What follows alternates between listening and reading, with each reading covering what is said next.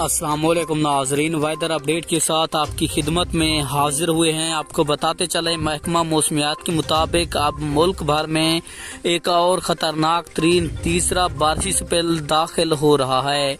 मैं आपको बताता चलूँ ये किन शहरों को मुतासर कर सकता है।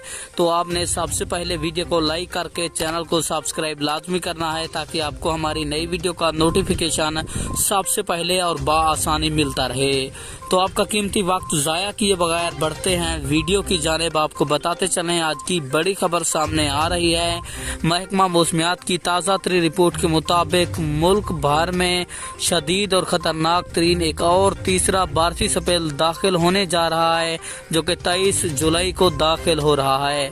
ये अगस्त तक बारिश बरसाएगा। सबसे ज़्यादा बारिश कराची में होगी।